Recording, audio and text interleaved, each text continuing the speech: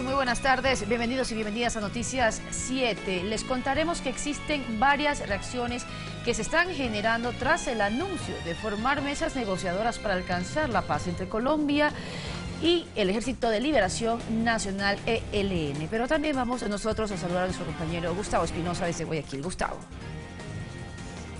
¿Qué tal Mariuxi, amigas y amigos? Muy buenas tardes. Esperando el resultado del partido de la selección esta tarde, también tenemos anuncios importantes que realizó el vicepresidente de la República sobre la próxima inauguración del proyecto hidroeléctrico Coca-Codo Sinclair. Antes, los titulares.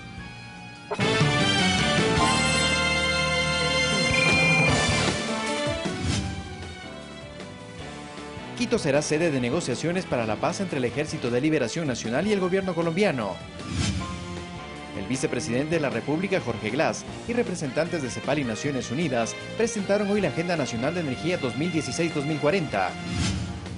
En Cuenca, un colectivo ciudadano se expresa en las calles para pedir a la Asamblea Nacional reformas al Código de la Niñez y Adolescencia. La Central Unitaria de Trabajadores y el Ministerio de Trabajo analizan la posibilidad de elevar los salarios para el próximo año. En las noticias del mundo, en Brasil, la Cámara de Representantes aprobó una propuesta del presidente Michel Temer para limitar el incremento en el gasto público por 20 años. Como lo anunciamos, el próximo 27 de octubre en Quito se va a instalar la Mesa Pública de Negociaciones para la Paz entre el Ejército de Liberación Nacional y el gobierno colombiano. Existe expectativa por lo que este proceso representa en la región.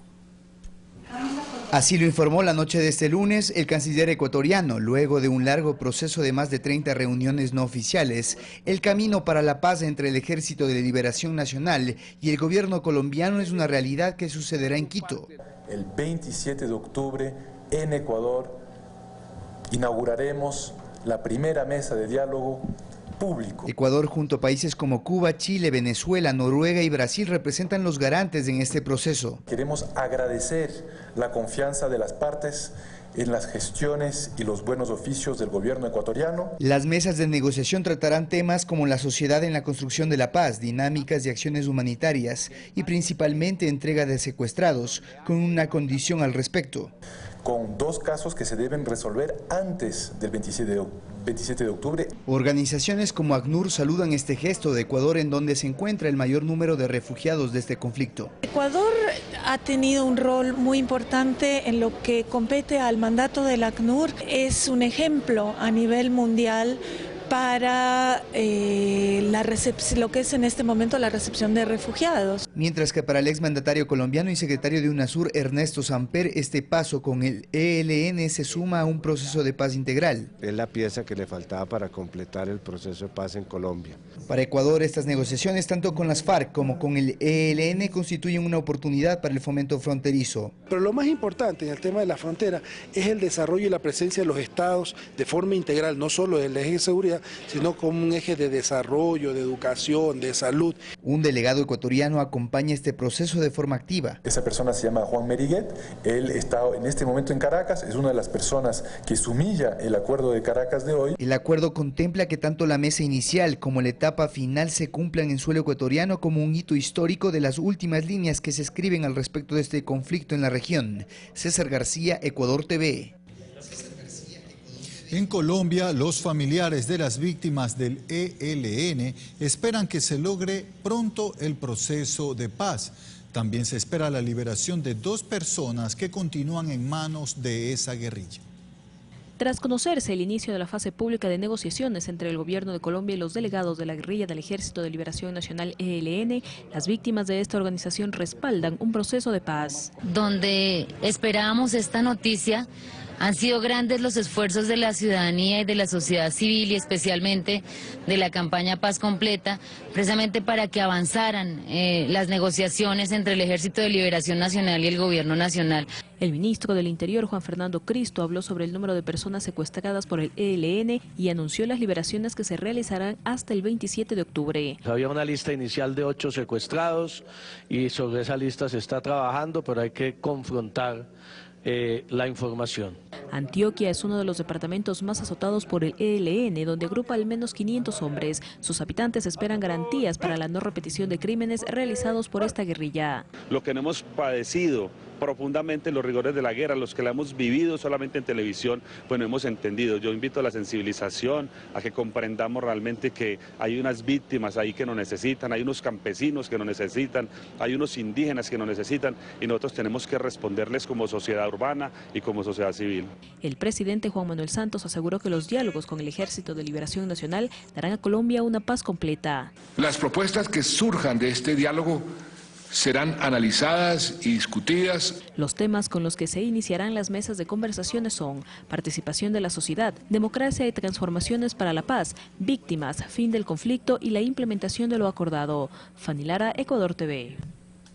El ministro de Defensa, Ricardo Patiño, recordó que los primeros diálogos para sentarse a negociar entre el gobierno colombiano y el ELN se hizo en suelo ecuatoriano.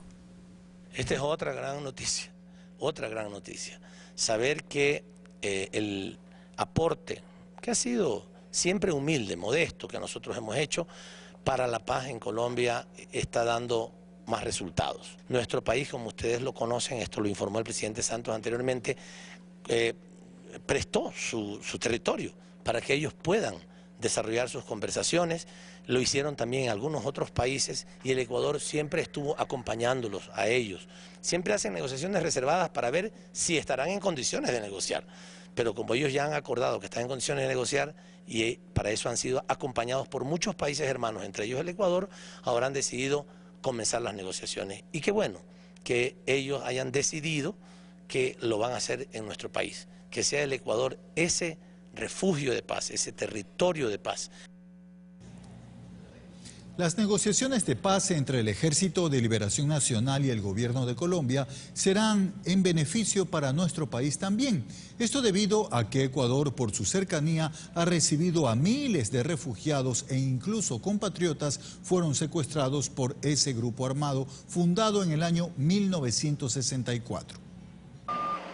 Desde que conoció la noticia, Patricio Morales es escéptico al escuchar que el ELN podría llegar a un acuerdo de paz en Colombia, dando fin al conflicto armado. Porque la gente afuera piensa que él simplemente arreglar entre personas y firmar está arreglado. No, porque adentro está la gente que combate. Morales habla con conocimiento de causa debido a que por su trabajo como transportista fue secuestrado por el Ejército de Liberación Nacional en enero de 2008. En aquella fecha, Morales estuvo acompañado de su hijo, con quien permaneció en cautiverio un año. Solo el pago de una recompensa les permitió recuperar su libertad.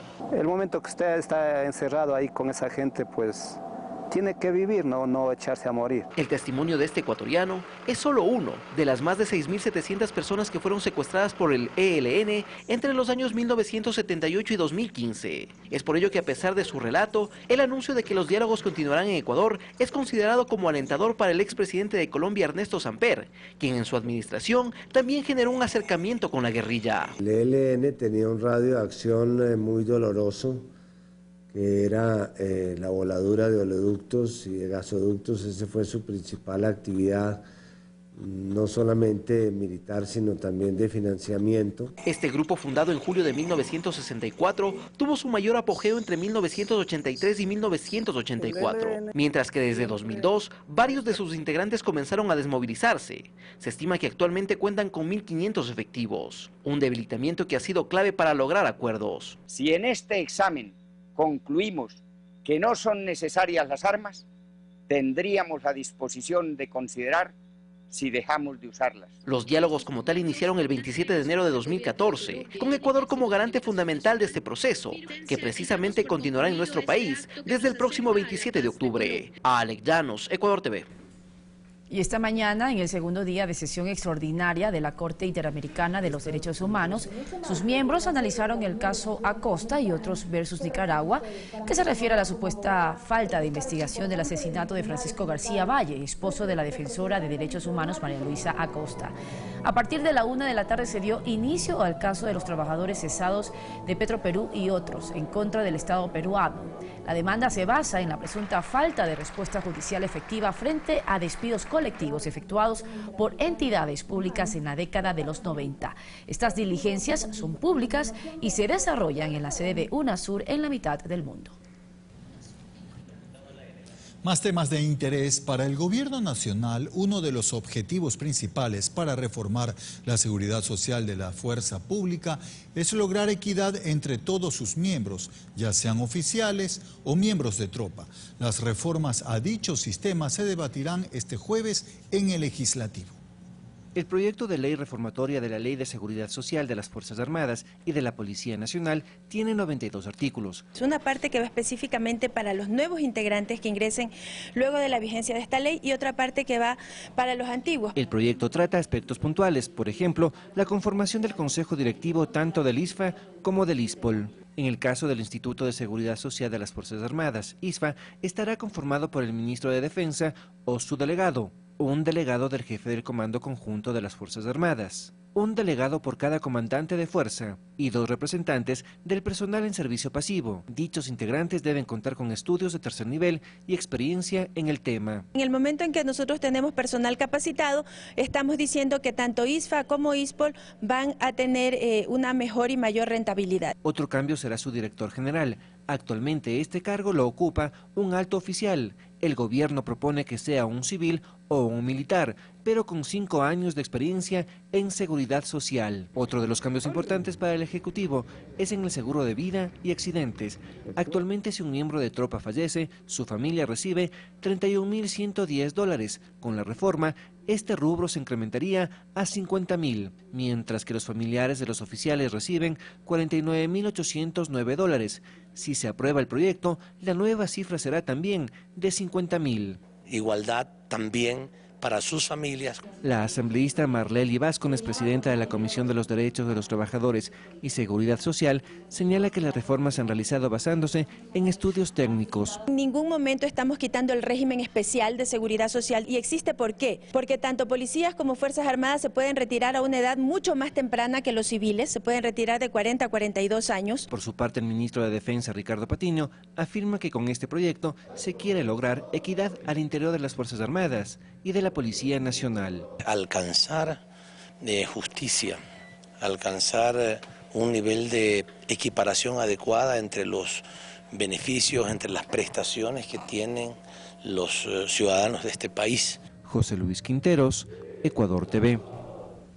A propósito de lo sucedido con el futbolista Egner Valencia, quien fue custodiado por la policía el pasado jueves durante el partido de Ecuador-Chile, un colectivo ciudadano se expresa en las calles para pedir a la Asamblea Nacional reciba un borrador de reformas al Código de la Niñez y Adolescencia. Tenencia Compartida es un movimiento social que se reactiva tras la polémica del seleccionado ecuatoriano de fútbol, Egner Valencia. ¿Usted cree que el niño está contento en relación, viéndole al padre que sale correteado por los policías, viendo a la madre que tal vez está hablando mal de ella? Jamás va a ser el niño el que esté realmente favorecido por esto. El interés es para otras personas, terceras, cuartas, quintas personas. El abogado es el más favorecido. Miembros del colectivo señalan que a los menores de edad no les hace ningún bien formar parte de la mediatización de un problema de pensiones alimenticias. Por el contrario, deben ser los políticos y las autoridades quienes intervengan. En esta época preelectoral, para que los políticos nos tomen en consideración. Que existen vacíos legales e interpretaciones judiciales del Código de la Niñez que dan como resultado un litigio permanente entre padre y madre, afirman, por tanto esperan reformas a la ley. Que tanto el padre y la madre son aptos para cuidar al niño, el tiempo en el cual el hijo, la hija, el niño, la niña permanece con los padres y sobre todo la forma en la que se da la dotación de bienes materiales. No solo los padres, sino desde el sistema de justicia, los niños van a afrontar esa situación mucho mejor. Que tienen un borrador de reformas, apuntan, y que están dispuestos a entregarlo en la Asamblea Nacional. Familia deberían ser así, padre, madre y los hijos, así, mientras que ahora están pensando que es solamente madre, hijos y pensión alimenticia. La tenencia compartida me parece una lucha que no debería ser solamente por parte de los hombres, sino también de parte de las mujeres. César Tacuri Vintimilla, Ecuador TV. El Pleno del Legislativo está por concluir con el segundo debate del Código de Economía Social de los Conocimientos, proyecto que tiene como objetivo apuntalar la investigación científica en el país. Para la construcción de este cuerpo legal, que consta de 4 libros, se contó con la participación activa de la comunidad, destaca el asambleísta por Azuay, Diego Vintimilla. El Código Ingenios primero ha sido la primera iniciativa legislativa que se construye en plataforma Wiki, es decir, no solamente está la comparecencia física de la gente, sino un montón de colaboraciones externas, incluso internacionales. Uno de los objetivos fundamentales del Código Ingenios es el incentivar y apuntalar la economía y generación del conocimiento. Es una propuesta de integrar o de tener una sola ley que incorpore ley de propiedad intelectual, ciencia, tecnología e innovación. Autoridades de la Secretaría Nacional de Educación Superior, Ciencia y Tecnología, CENESID, siguieron de cerca el segundo debate de este proyecto de ley, que esperan sirva para generar oportunidades históricas para el Ecuador. Primero estamos desarrollando la institucionalidad del sistema de ciencia y tecnología, luego estamos generando algunas regulaciones que tienen que ver con la creación de la carrera del investigador científico. En este segundo debate se incorporaron reformas a la Ley Orgánica de Educación Superior para evitar que las universidades tengan fines de lucro y eliminar así la fuga de capitales a paraísos fiscales. Entonces la idea es que todo el excedente que tienen las universidades particulares debe ser reinvertido en infraestructura, mejora de la calidad, ampliación de la cobertura, entre otras cosas. Sin embargo, para este legislador de oposición incorporar estas reformas no era prudente, pues a su criterio atentan contra la autonomía universitaria. Estas universidades necesitan tener recursos, fondos, para proyectarse en una actividad académica. Tras 2 semanas seguidas de debate, se espera que este martes finalmente el código sea aprobado. Alexis Moncayo, Ecuador TV. La ministra de Salud, Margarita Guevara, y la asambleísta proponente del proyecto de ley de medicina prepagada destacaron las bondades de la normativa que será sometida a votación este miércoles. Cuestionaron la ley vigente que posibilita criterios de discriminación, así como la falta de una institucionalidad que regule adecuadamente su funcionamiento. Que no tengan discapacidad, que no tengan enfermedades catastróficas, que de pronto un GBLTI, que también había una discriminación, en fin, había una selección adversa que no cumplía el deber ser de garantizar el derecho a la atención. Con esta ley se va a acabar y nosotros vamos a vigilar por aquello. Porque la ley del 98 sí lo contempla, se los ha demostrado en su artículo 16 que le deja la única potestad a las mismas empresas de medicina prepagada resolver los casos de reembolsos, de no cobertura o de no pago por parte de estas empresas. No puede. La ley es hecha de traje a la medida para las empresas de medicina prepagada. ¿Con la normativa dónde podrán acudir? Por la normativa. Si usted tiene un reclamo en vía salud, en aspectos sanitarios, al Ministerio de Salud Pública. Y si son cobros indebidos, a la Superintendencia de Compañías, Valores y Seguros.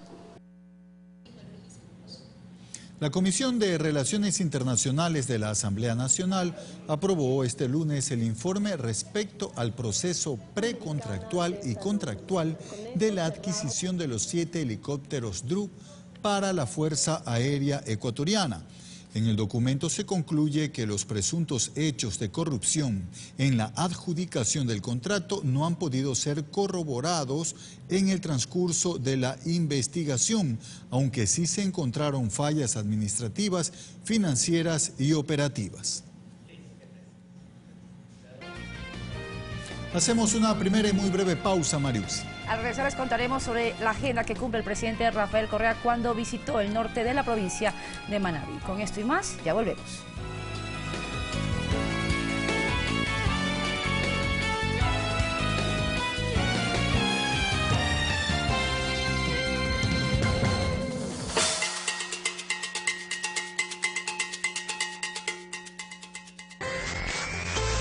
Este martes, 11 de octubre, las eliminatorias sudamericanas rumbo a Rusia 2018 están en Ecuador TV.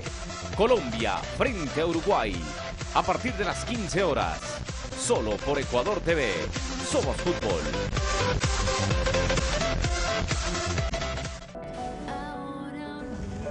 Todos somos el dibujo de algún pintor. Alguien decide qué lugar vamos a ocupar en la pintura. Llegó la hora. Lo que era dejó de ser. Lo que es aquí y ahora. Vos y yo, se termina hoy. Aliados, hoy, 18 horas.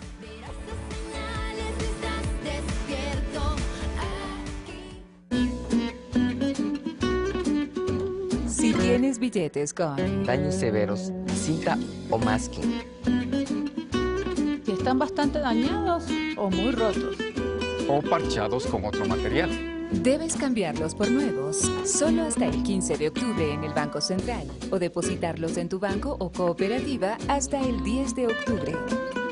Banco Central del Ecuador. Más información en www.bce.es. Como tú, hay millones de ecuatorianos que nos ven y escuchan. Los medios públicos llegan a las 24 provincias del Ecuador. Prácticamente donde está un ecuatoriano está la radio pública, Ecuador TV y la agencia de noticias Andes. Es por eso que reservamos este espacio para tu marca y emprendimiento. Aprovecha la preventa de los medios públicos del Ecuador y llega a más personas. Ingresa a preventa.rtvecuador.es y pauta con nosotros.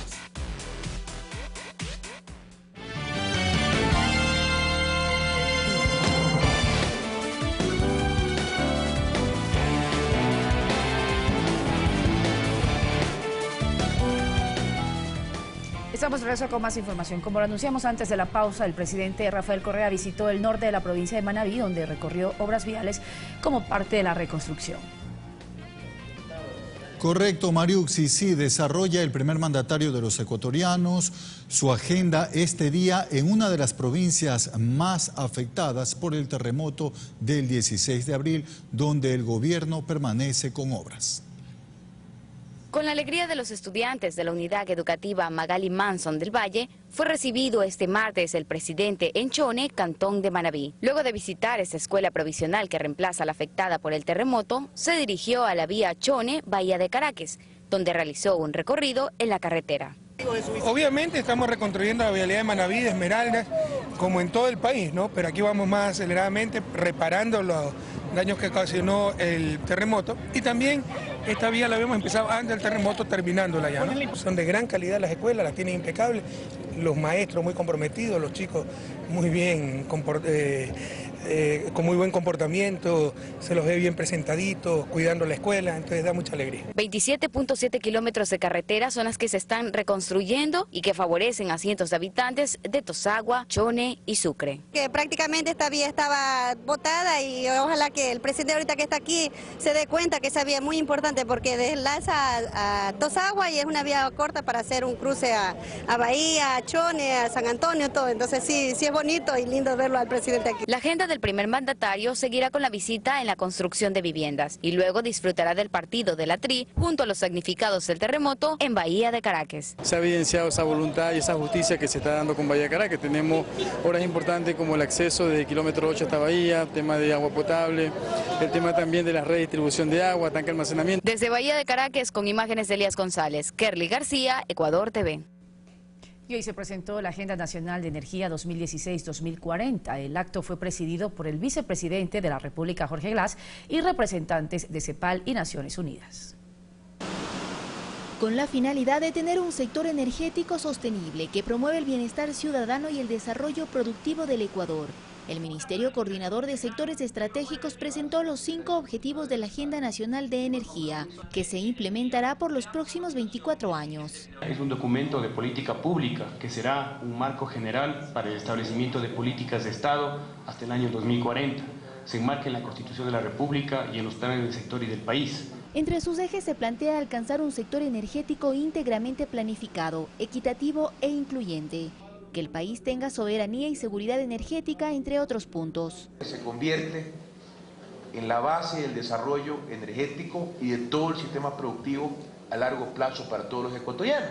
¿Qué importancia de esta herramienta para poder planificar el desarrollo industrial del Ecuador?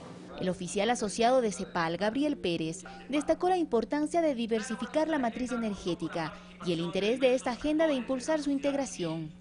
Estamos convencidos que este nuevo tipo de políticas puede y debe ser la respuesta al desarrollo energético sostenible en nuestra región. Diego Zorrilla, representante de Naciones Unidas en el país, dice que Ecuador se convirtió en un ejemplo en la región. A partir en particular del año 2015 y 2016, con la inauguración de los grandes proyectos emblemáticos del gobierno, se ha posicionado el Ecuador como uno de los países con la matriz energética más limpias de la región. La elaboración de esta agenda contó con la participación de diversos actores de la sociedad civil, el sector energético público y privado, la academia y organismos internacionales. Olga Velasco, Ecuador TV. Diego Martínez, gerente general del Banco Central, aseguró que Ecuador llega en el último semestre de este año con estabilidad económica. Veamos. Nosotros vemos que se está empezando ya a configurar ciertos indicadores de recuperación de la economía.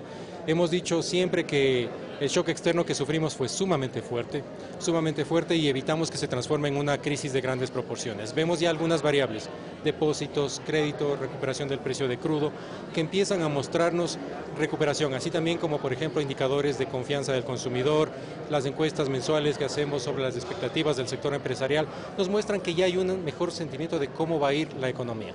Dicho de otro modo, ese continuo proceso de recesión que venía entrando a la economía ecuatoriana ya se ha detenido y estamos empezando la fase en la que empezamos a repuntar. No va a ser inmediata, evidentemente ha sido un shock muy fuerte, pero ya se empieza a dar una recuperación.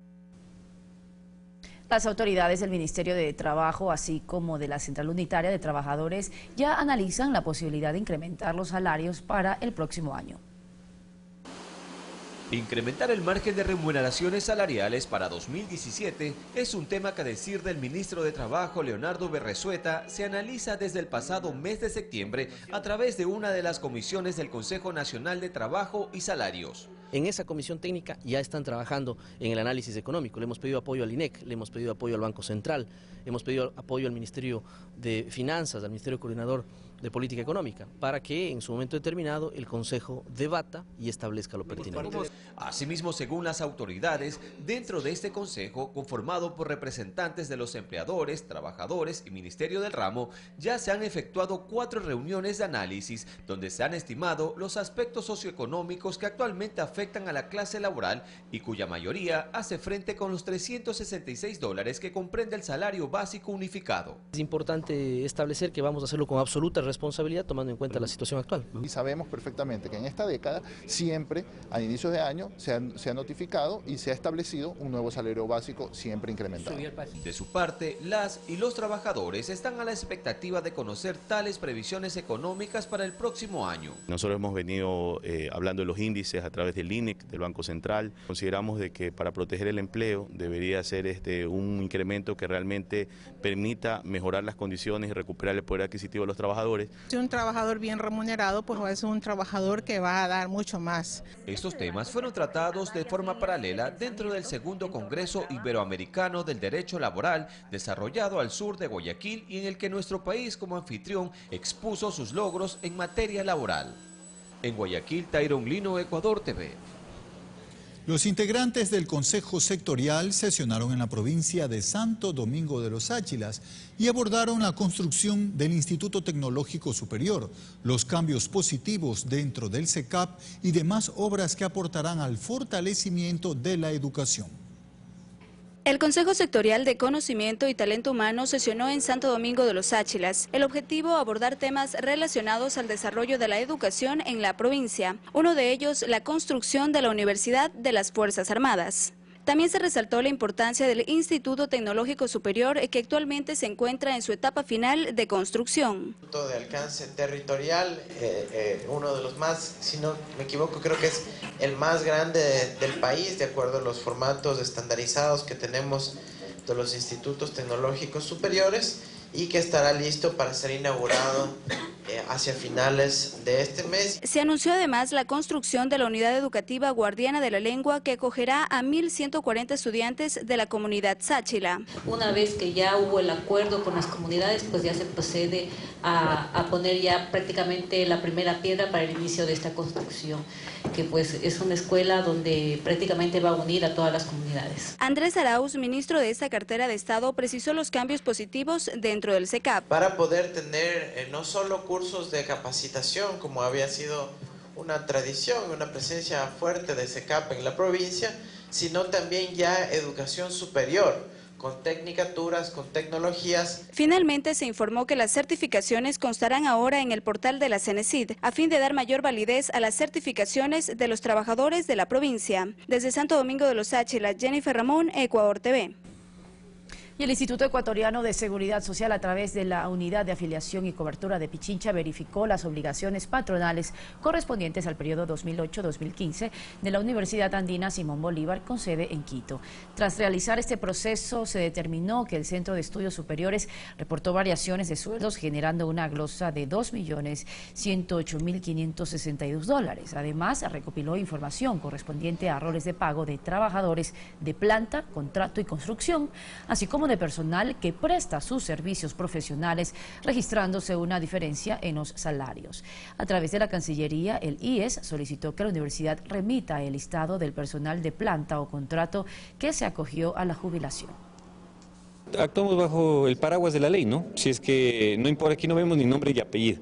En el caso de la Universidad Andina, si es que no ha cumplido con la responsabilidad de aportarle al IES, perjudicando directamente a su trabajador, porque está perjudicando su futura pensión, obviamente ahí tiene que rendirnos cuentas, y ya se ha notificado para que la universidad, en este caso Andina, reponga lo que no pagó y debió haberlo hecho. ¿Responsabilidades? Todas, ¿no? Ahí entiendo que estaba de rector Ayala Mora, ¿no?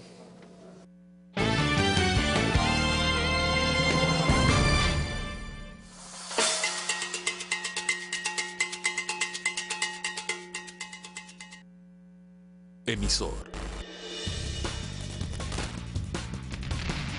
Mensaje. No hay libertad de expresión. Uno puede expresar sus convicciones sin faltarle respeto. La Asamblea Nacional fue tomado esta mañana. Receptor.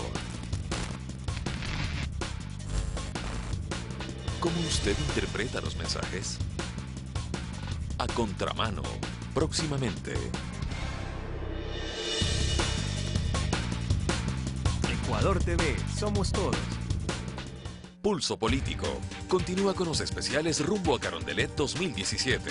Ahora es el turno del exfiscal Washington Pesantes, por el movimiento Unión Ecuatoriana. Luego de un paso polémico por la Fiscalía General del Estado, aspira al solio presidencial. Su reto, dar respuestas concretas en relación a la reactivación económica, generación de empleo y al fortalecimiento de la institucionalidad política y social. Este martes, Pulso Político, a las 22 horas. Ecuador TV, somos todos.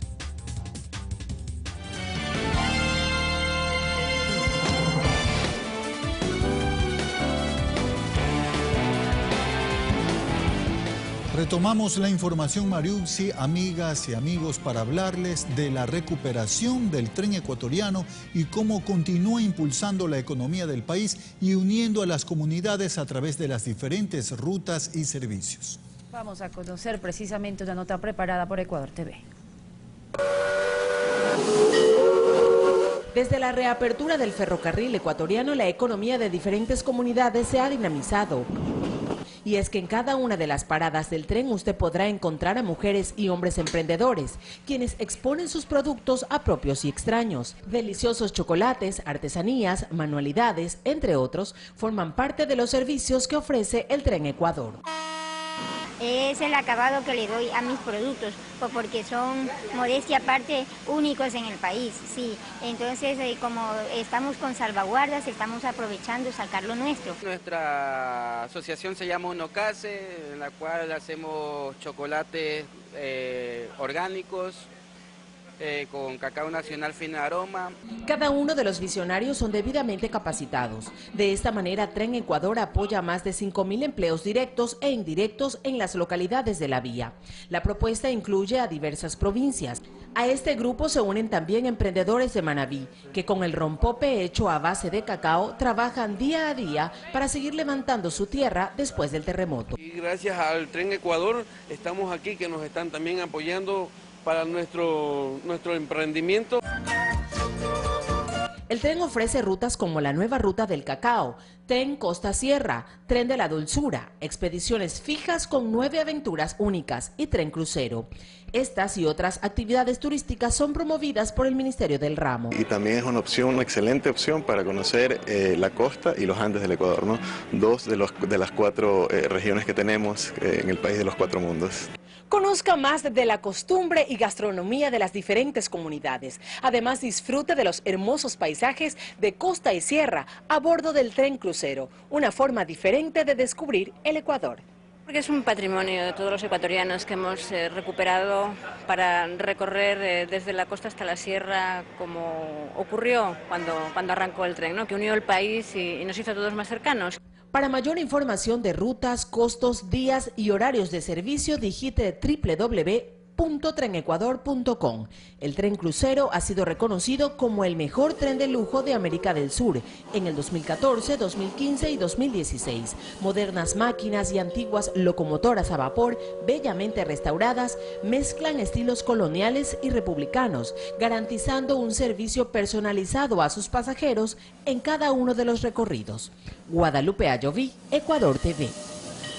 Qué lindo paseo. Y como resultado de un trabajo interministerial, se presentó el Plan Integral de Asistencia Turística como una política que busca fomentar esta fuente que representa la tercera en ingreso de divisas no petroleras para el país.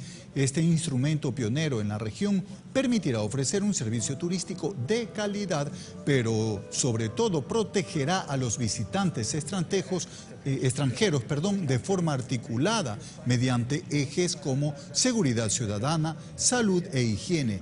Esto es posible gracias a una alianza público-privada. Demuestran que para el Ecuador, para el gobierno, el turismo es una política de Estado.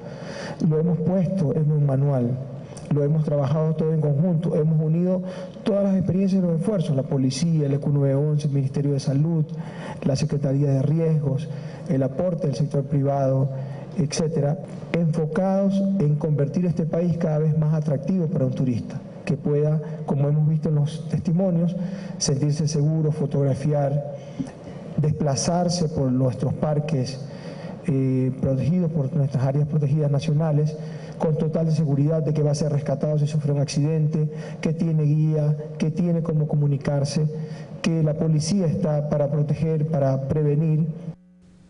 Y les contamos que Quito será el escenario de una gran movilización por el Día de la Interculturalidad y Plurinacionalidad que se cumplirá este 12 de octubre, día que en el Ecuador valora su real significado. La Constitución lo garantiza. El Consejo Nacional para la Igualdad de Pueblos y Nacionalidades es una de las instituciones que trabaja por la aplicación de la normativa referente a la plurinacionalidad e interculturalidad. Ya no estamos folclorizando a nuestros pueblos y nacionalidades, sino que al contrario estamos mostrando aquellas culturas, tradiciones ancestrales que antes no los podíamos mirar en los espacios televisivos. Y por ello, este 12 de octubre está prevista una gran movilización con delegaciones de los diferentes pueblos y nacionalidades del Ecuador, encaminada a fortalecer una conciencia ciudadana sobre los derechos individuales y colectivos. Ahí nos vamos a concentrar campesinos, indígenas, amas de casa, estudiantes, instituciones del Estado. Reinterpretando la fecha que antes se la conocía como el Día de la Raza. Pensamos que los 365 días deben ser para la plurinacionalidad y la interculturalidad. El decreto ejecutivo 910 del 10 de octubre de 2011 declara al 12 de octubre el Día de la Interculturalidad y la Plurinacionalidad, destinado a reconocer y rectificar el verdadero significado del acontecimiento de dicha fecha y promover el diálogo entre las diversas culturas y saberes, fortalecer la unidad nacional en la diversidad, de construir el nuevo Estado, incluyente de paz y justicia, reza el decreto. Porque también somos los constructores de este país, donde nosotros tenemos que también decirle a todo el pueblo ecuatoriano que ahora es la unidad nacional. Las delegaciones se concentrarán en la Asamblea Nacional y se trasladarán hasta el Parque Ichimbía, donde se realizarán eventos culturales. Eduardo Córdoba, Ecuador TV.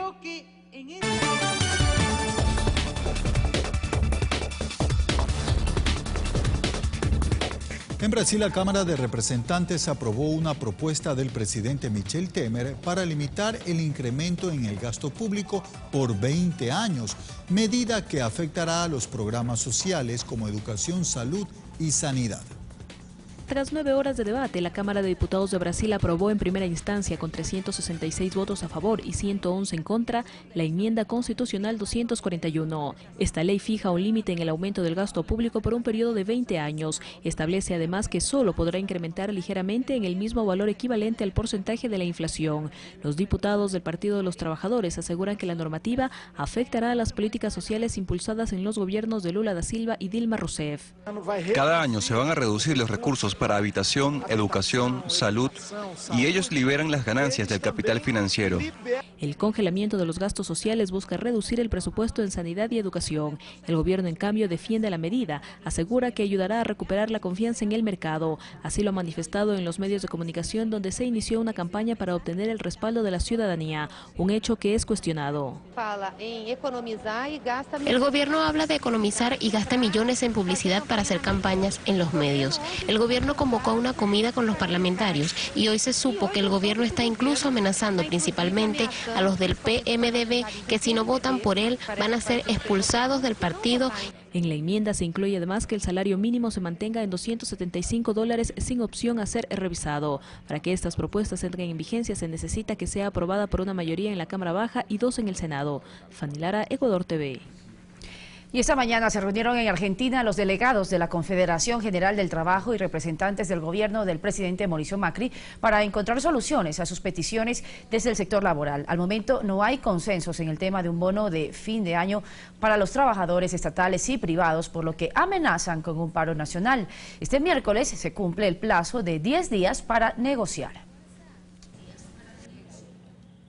Se incrementa la violencia en una localidad mexicana. Las autoridades encontraron 6 cadáveres más en Veracruz.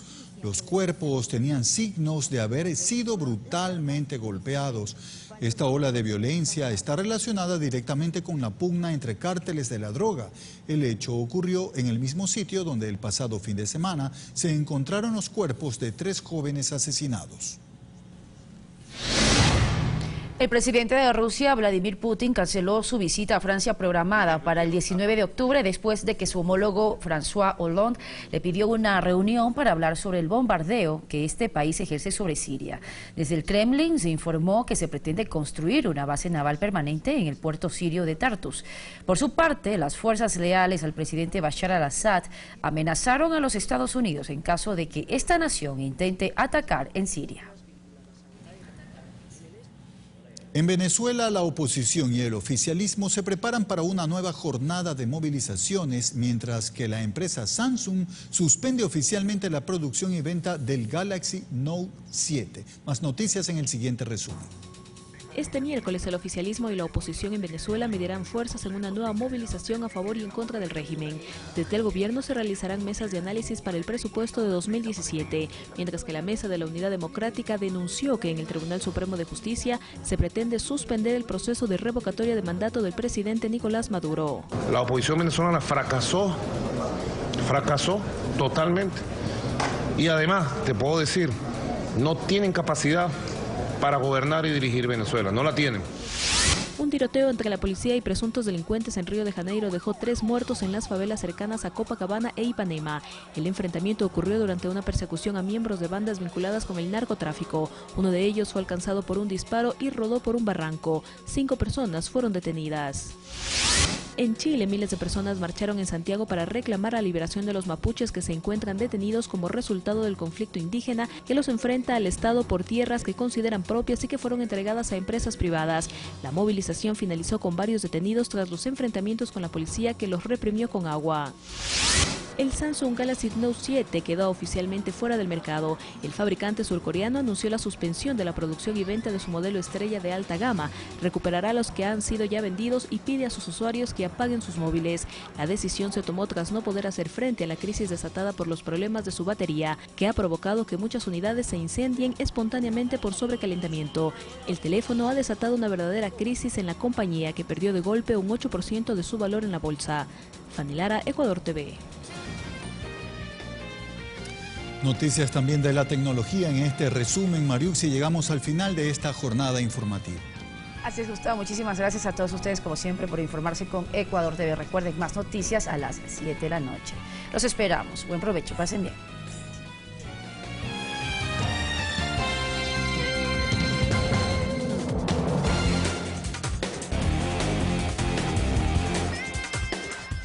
Ya viene Descarga Musical. Apto para todo público.